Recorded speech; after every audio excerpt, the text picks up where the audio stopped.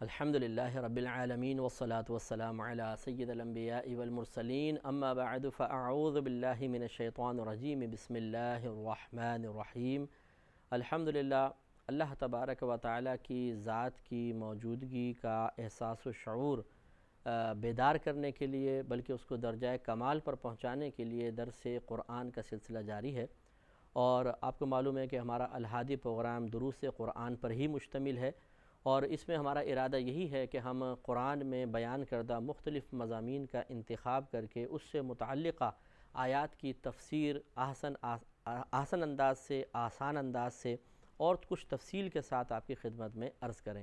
اس طرح فائدہ یہ ہوگا کہ ایک ٹاپک ایک مضمون کے بارے میں جو کچھ اللہ نے بیان فرمایا اس کا اکثر حصہ سننے کا موقع ملے گا، تو جو ان آیات کے نزول کا صحیح مقصد ہے، اصل مقصد ہے، یا ان میں جو مضمون بیان کیا گیا ہے اس مضمون سے متعلق جو اللہ تبارک و تعالیٰ کا ارادہ ہے کہ اس کے بندے اس مضمون سے کس قسم کا فائدہ حاصل کریں، اس فائدے کو کم از کم ہم جان لیں گے کہ اس کے اوپر غور و تفکر کرنے کا یہ فائدہ ہے۔ اس فائدے کو اب حاصل کرنا نہ کرنا یہ ہمارا کام ہے، اگر حاصل ہو گیا تو پھر اس کو قائم کیسے رکھنا ہے یہ ہمارا کام ہے۔ تو ہم کوشش کر رہے ہیں کہ تمام قرآن کے بیان کردہ موضوعات پر، مضامین پر کچھ نہ کچھ کلام ضرور کیا جائے۔ ابھی جو ہم نے انتخاب کیا ہوا ہے، جیسے بھی آپ کو بتایا کہ اللہ تبارک و تعالیٰ کی ذات کی موجودگی کا احساس بلوغت تک پہنچانے کے لیے، کمال تک پہنچانے کے لیے ہم نے ان آیات کا انتخاب کیا ہے کہ جس میں اللہ تبارک و تعالیٰ نے کائنات میں موجود بہت ساری چیزوں پر غور و تفکر کی دعوت دی ہے، جس کے پیچھے اصل مقصود یہی نظر آتا ہے کہ ہم ان چیزوں پہ غور و تفکر کرنے کے بعد اس احساس کو شدید کر لیں کہ ہمارے خالق و مالک کی ذات موجود ہے، اور وہ ہمہ وقت ہمیں دیکھ بھی رہا ہے، اور وہ بڑی قدرت والا ہے، اس کے گرفت سے کوئی نہیں بچ سکتا، وہ اس کے خزانوں میں کسی چیز کی کمی نہیں ہے، اس کی سلطنت میں نہ کوئی کمی تھی نہ کمی ہوگی۔ تو لہذا جب یہ احساس بڑھتا چلا جائے گا، یہ چیزیں ہمارے ذہن میں راسخ ہو جائیں گی، تو پھر کسی دشمن کی دشمنی ہمیں خوفزدہ نہیں کر سکتی ہے، کیونکہ یہ یاد رکھیں کہ حدیث پاک ہے، حضرت عبداللہ ابن عباس رضی اللہ تعالی عنہ اس کے راوی ہیں، یہ کہتے ہیں کہ مجھے نبی کریم صلی اللہ علیہ وسلم نے ایک مرتبہ ارشاد فرمایا کہ اے عبداللہ ابن عباس رضی اللہ تعالی راوی ہیں کہ اے عبداللہ، سرکار نے فرمایا یا ابن عباس فرمایا کہ اگر ساری دنیا تجھے نفع پہنچانے پر جمع ہو جائے تو اتنا ہی نفع پہنچا سکتی ہے جتنا اللہ نے تیری قسمت میں لکھا ہے،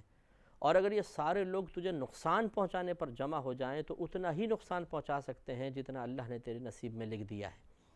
تو معلوم یہ ہوا کہ جب آدمی قرآن اور حدیث پر غور و تفکر کرتا ہے تو یہ بیجا خوف نکل جاتے ہیں، یہ مجھے کیا کر دے گا، وہ کیا کر دے گا، یہ کیا کر دے گا،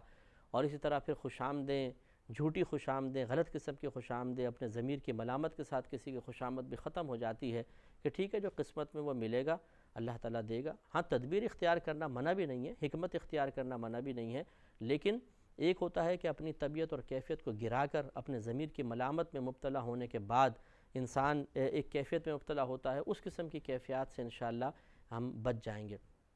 اور پھر اللہ تعالیٰ کی ان تمام جو امور جو میں نے ذکر کیے، ان کا ایک فائدہ یہ بھی حاصل ہوتا ہے کہ انسان محتاط ہو جاتا ہے، گناہوں سے بچتا ہے، عبادات پہ استقامت حاصل ہوتی ہے، اللہ تعالیٰ اس کو ایک عجیب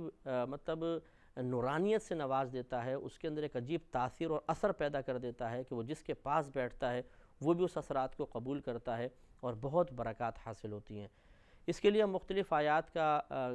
کے اوپر کلام کر رہے ہیں، جیسے کہ سورہ روم کی کئی آیات میں اللہ تبارک و تعالیٰ نے اپنی قدرت کے دلائل پر غور و تفکر کی دعوت دی ہے، انہیں اپنی نشانیاں قرار دیا ہے۔ تو سورہ روم کی آیت نمبر 23 پر ہمارا کلام چل رہا تھا۔ اللہ تعالیٰ نے فرمایا کہ وَمِنْ آیَاتِهِ مَنَامُكُمْ بِاللَّيْلِ وَالنَّهَارِ،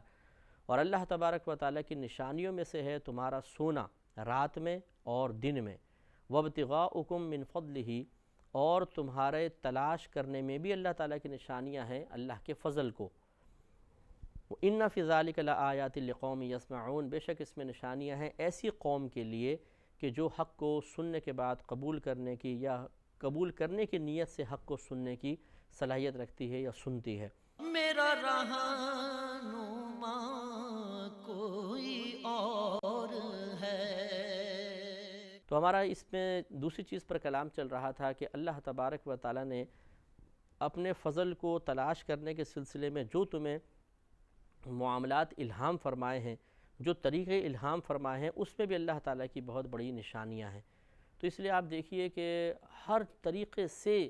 ہر چیز سے کوئی نہ کوئی نفع اٹھا رہا ہے۔ آپ اپنے اطراف میں دیکھیں کہ کپڑا لے لیں، کاغذ لے لیں، کچرا لے لیں، چمڑا لے لیں، کون سی ایسی پلاسٹک کی گندی چیزیں لے لیں، کون سی ایسی چیز نہیں ہے کہ جس سے کوئی بزنس نہ کر رہا ہو۔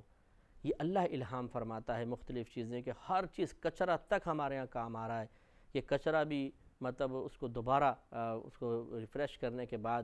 اخبار کا کاغذ بن جاتا ہے، اور اس سے پھر اس پہ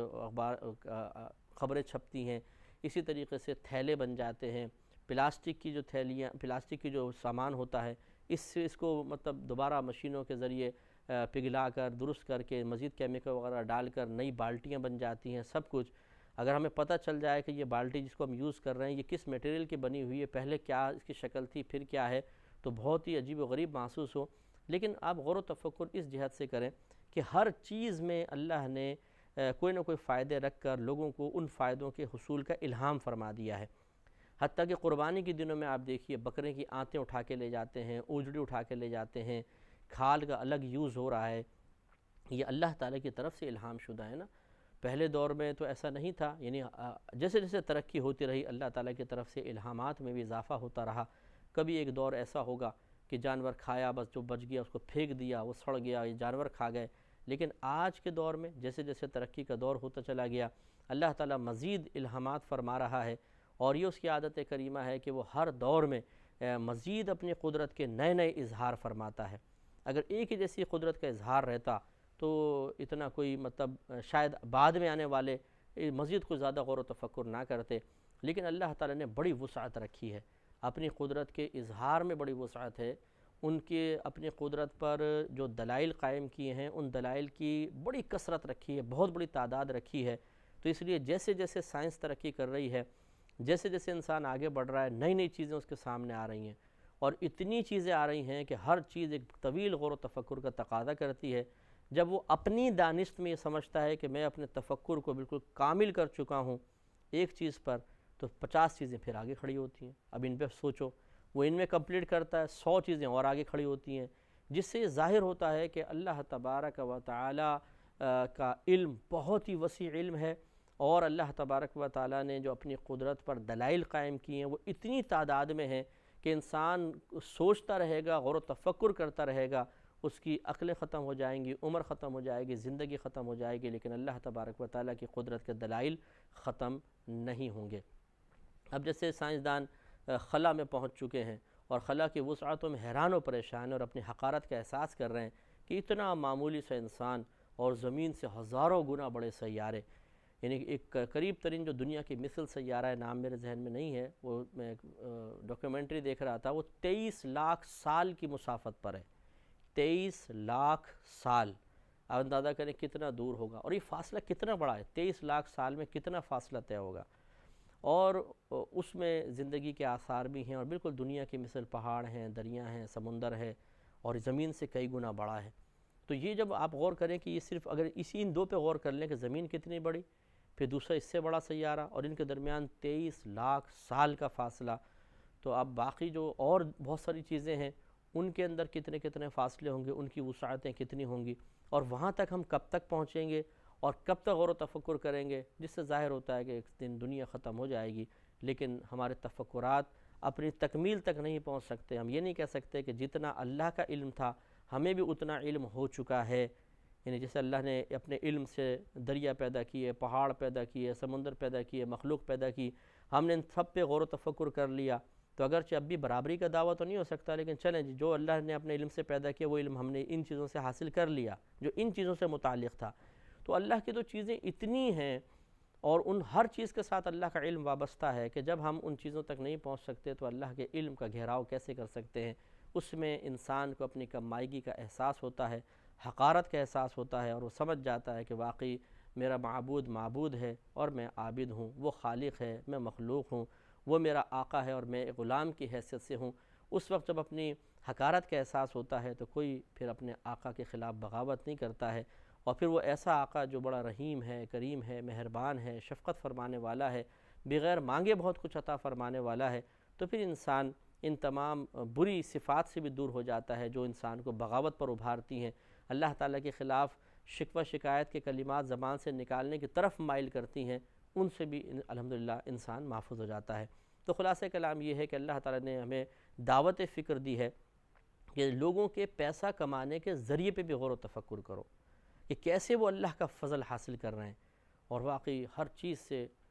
اور دنیا کے اندر بہت ساری چیزیں ہمیں تو پتہ نہیں چلتا، ہم لوگ تو جتنے اپنے اطراف میں دیکھیں گے وہ بھی اتنا زیادہ ہے کچھ حد نہیں۔ ٹھیلے والوں کو دیکھ لیجئے، چھابڑی والوں کو دیکھ لیجئے، دکان والوں کو دیکھ لیجئے، بزنس کرنے والوں کو دیکھ لیجئے، کس کس طریقے سے کون کون کس طرح اللہ کا فضل حاصل کر رہا ہے۔ میرا رہنما کوئی اور ہے۔ اور انسانوں سے ہٹ کر پھر اگر آپ جانوروں کی طرف چلے جائیں تو اور عقل حیران رہ جاتی ہے کس طریقے سے یہ مخلوق، دیگر مخلوق بھی اللہ تبارک و تعالیٰ کے فضل کو تلاش کر رہی ہے، اور فضل مختلف شکلوں میں ہے۔ کہیں تو وہ سردی گرمی سے بچنے کے لیے اللہ تعالیٰ کے فضل یعنی اللہ کی پیدا کردہ چیزوں کو استعمال کر رہے ہیں، کہیں اپنا پیٹ بھرنے کے لیے، کہیں اپنے نشو و نما کے لیے۔ اب ان پہ جب آپ غور و تفکر شروع کریں گے تو عقل تھک جائے گی، لیکن تفکر کا سلسلہ ختم نہیں ہو سکتا۔ لیکن یہ ضرور ہے کہ جب ہم ان چیزوں پہ غور کریں گے تو انشاءاللہ بہت زیادہ اللہ تعالیٰ کی عظمت کا احساس بیدار ہوگا، اور ہم اللہ تعالیٰ کی بارگاہ میں نازیبہ کلمات کہنے سے اور غلط قسم کی غیر اخلاقی حرکات کرنے سے اپنے آپ کو بہت دور کرنے میں کامیاب ہو جائیں گے۔ ایک حدیث دیکھیے، نبی کریم صلی اللہ علیہ وسلم نے ارشاد فرمایا کہ اگر تم اللہ تعالیٰ پر ویسا ہی بھروسہ کرو جیسا بھروسہ کرنے، توکل کرنے کا حق ہے، تو اللہ تبارک و تعالیٰ تمہیں ایسے ہی رزق عطا فرمائے گا جیسے ان پرندوں کو عطا فرماتا ہے جو صبح اپنے گھونسلے سے خالی پیٹ جاتے ہیں اور شام کو بھرے پیٹ واپس آتے ہیں۔ تو یہ دیکھیں اس میں کتنی عظیم نبی کریم صلی اللہ علیہ وسلم نے ایک مثال دے کر تفکر کی دعوت دے دی ہے کہ کبھی آپ چڑیا پر غور کریں۔ اگر آپ کے گھر میں کہیں درخت پر، کہیں چھت کے کہیں کونے میں چڑیا نے گھونسلہ بنایا، اس میں بچے بھی ہوں، لیکن کبھی بھی آپ چڑیا کو نہیں دیکھیں گے کہ وہ اپنے گھونسلے میں روٹی کا ٹکڑا کل کے لیے بچا کر رکھ لے یا کچھ دانے لا کر رکھ لے کہ چلیں یہ کل کھا لیں گے۔ نہیں،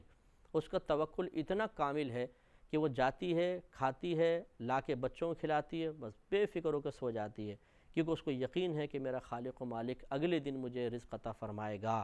جو رب آج رزق دینے پہ قدرت رکھتا ہے وہ کل بھی رکھے گا اور رکھتا ہے۔ تو لہٰذا وہ چھوٹا سا جانور ہمارے لیے ایک بہترین مثال ہے، اسی پہ غور و تفکر کر کے کاش ہم اپنی ان شکوہ شکایت کی گندی عادتوں کو دور کر لیتے کہ ہمارا کتنا عدم یقین ہے اللہ تعالیٰ پر، کتنا ضعیف اور کمزور ترین یقین ہے کہ وہ ذرا سی آزمائش میں ڈالتا ہے تو ہم کہتے ہیں پتہ نہیں اللہ بھول گیا ہے، ہمیں تو اللہ تعالیٰ یاد ہی نہیں رکھتا ہے، ساری مصیبتوں کے دروازے ہم پہ ہی کھل گئے ہیں، اے اللہ تو کہاں ہے۔ بعض اوقات تو یوں ڈائلاگ بولنا شروع کر دیتے ہیں۔ اس قسم کے جاہل انسان کو اگر صرف ایک چڑیا پر ہی غور و تفکر کی سعادت حاصل ہو جاتی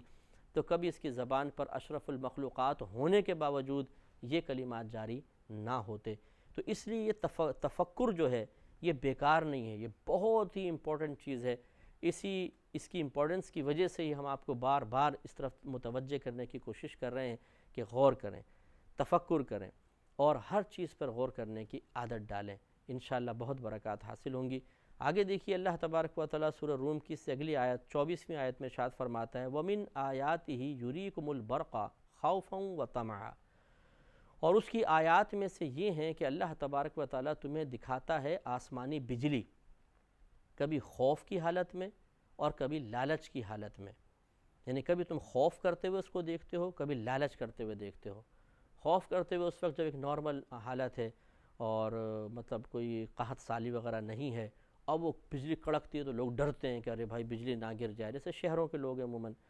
اور لالچ کی اس وقت ہوتی ہے کہ جب جیسے قحط سالی پڑی ہوئی ہے، بارش کے آثار نہیں ہیں دور دور تک، اب جب بجلی چمکتی ہے تو ایک لالچ پیدا ہوتا ہے، ایک طمع، ایک امید پیدا ہو جاتی ہے کہ لگتا ہے ایسا ہے کہ کچھ عرصے بعد بارش ہوگی، بجلی چمک رہی ہے۔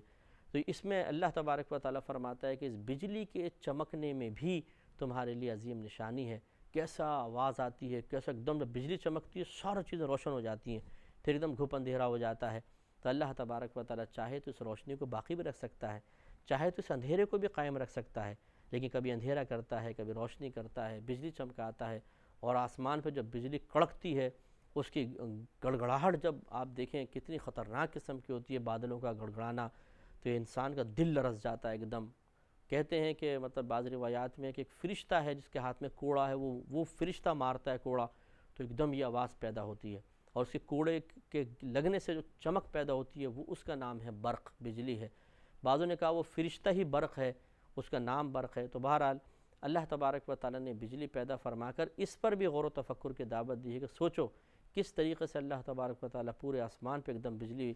چمکا دیتا ہے، اور اگر بعض اوقات وہ بجلی زمین پہ گرتی ہے تو جہاں گرتی ہے اس کو جلا کر سیاہ کر دیتی ہے۔ اتنی خطرناک قسم کی بجلی ہے، نہ کوئی وہاں پر کوئی جنریٹر لگے ہوئے ہیں، نہ کوئی ویسا بجلی کے آلات لگے ہوئے ہیں کہ بجلی پیدا ہو رہی ہے، نہ کوئی ڈیم وغیرہ ہے، پھر بھی بجلی پیدا ہو رہی ہے۔ اس کا مطلب یہ ہے کہ وہ ہمارے رب کا کمال ہے، اور اللہ تبارک و تعالیٰ کے اس کمال پر غور و تفکر کی دعوت خود اللہ تعالیٰ دے رہا ہے، تو لہٰذا ہمیں اس کے بارے میں بھی سوچنا چاہیے۔ پھر ارشاد فرمائے وَيُنَزِّلُ مِنَ السَّمَاءِ مَاءً، اور وہ آسمان سے پانی نازل فرماتا ہے، فَيُحْيِي بِهِ الْأَرْضَ بَعْدَ مَوْتِهَا، پھر وہ زندہ کر دیتا ہے اس پانی کے ذریعے زمین کو اس کے مردہ ہو جانے کے بعد۔ إِنَّ فِي ذَلِكَ لَآيَاتٍ لِقَوْمٍ يَعْقِلُونَ، بے شک اس میں ضرور نشانیاں ہیں ایسی قوم کے لیے جو سمجھ اور عقل رکھتی ہے۔ اس کا مطلب ہے اگر ہم ان باتوں پہ غور و تفکر کریں گے تو ہم سمجھدار قوم میں شامل ہوں گے، عقل والی قوم میں شامل ہوں گے۔ اس پہ ویسے ہمارا کلام ہو چکا ہے کہ اللہ تعالیٰ آسمان سے پانی نازل فرماتا ہے۔ اس کے پروسیس پر ہمارا گفتگو ہوئی تھی کہ جو سائنس کہتی ہے کہ دھوپ پڑتی ہے، گرم ہوا آتی ہے، سمندر کا پانی بھاپ بن کر اڑتا ہے، پھر یہ اوپر بادلوں کی شکل اختیار کر لیتا ہے، پھر اللہ تعالیٰ جہاں حکم فرماتا ہے وہ ننھے ننھے بادل، یعنی کمزور بادل اس کو آپ کہہ لیں کہ جس کو آپ یوں پکڑیں تو وہ ہاتھ میں نمی کا احساس بس بیدار ہو، بالکل روئی کے گالوں کی طرح اڑتے ہوئے جب علاقوں کے اوپر پہنچتے ہیں تو ویسے تو کمزور سے نظر آتے ہیں، لیکن لوڈ اٹھانے کے اعتبار سے اتنے مضبوط کہ ٹنوں وزنی پانی اٹھایا ہوتا ہے، ٹنوں وزنی۔ جب یہ سیلاب وغیرہ آتے ہیں تو کتنی بارشیں ہوتی ہیں، وہ ان بادلوں کے اندر پانی جمع ہے تبھی تو گر رہا ہے، اور کتنا منوں کے حساب سے پانی گرتا ہے کہ جب وہ گرتا ہے تو درخت ٹوٹ جاتے ہیں، مکانات تباہ ہو جاتے ہیں، مویشی بہہ جاتے ہیں، ذہین ترین انسان کی عقل پزل ہو جاتی ہے، وہ بھی اس میں بہتا ہوا نظر آتا ہے۔ یہ پانی زمین پہ گرا، یہ تباہی، لیکن جب بادلوں میں تھا کوئی تباہی نہیں، بالکل پرسکون ٹھہرا ہوا ہے، گرتا نہیں ہے ایک دم۔ اگر آپ بھاری سا ایک پتھر اٹھائیں اور تھوڑی دیر پکڑ کے رکھیں، تھوڑی دیر بعد ہاتھ سے گر ہی جائے گا، لیکن بادلوں میں کتنی اللہ نے قوت رکھی ہے، کیسا ایک نظام ہے کہ ٹنوں وزنی پانی کھڑا ہوا ہے، گر نہیں رہا، اور جب اللہ تعالیٰ حکم فرماتا ہے پھر گرتا ہے تو قطرہ قطرہ کی شکل میں گرتا ہے، ایک دم یوں نہیں کہ بڑا سا نالا بن گیا، اوپر سے نالا گر رہا ہے تو جہاں وہ گرے گا وہ تو گہرا گڑھا کر دے گا، اور پھر وہ جو نکل کر بہے گا کہ کہاں کہاں پہنچے گا۔ اگر ایک جگہ ہی گر رہا ہوتا تو پھر یوں گر کر پھیلتا، آہستہ آہستہ آہستہ آہستہ پہنچتا، لیکن نہیں، اس کا نظام دیکھیے کہ بادلوں کو تقسیم کر دیتا ہے پورے علاقوں پر، پھر جب بارش برستی ہے تو ہر جگہ یکساں پانی گر رہا ہوتا ہے۔ ایسا نظام کیا ہم بنا سکتے ہیں؟ یقینی سی بات ہے کہ نہیں، اگر بنائیں گے بھی تو ایک مخصوص 1 میل 2 میل کے لیے بنا سکتے ہیں، اس سے زیادہ نہیں بنا سکتے۔ یہ ہمارے رب کی قدرت ہے کہ اس نے اس کا اظہار فرمایا اور اتنا عظیم پانی کا نظام قائم فرمایا۔ انشاءاللہ سلسلہ کلام اس سلسلے میں جاری و ساری رہے گا نیکسٹ پروگرام میں۔ وآخر دعوانا ان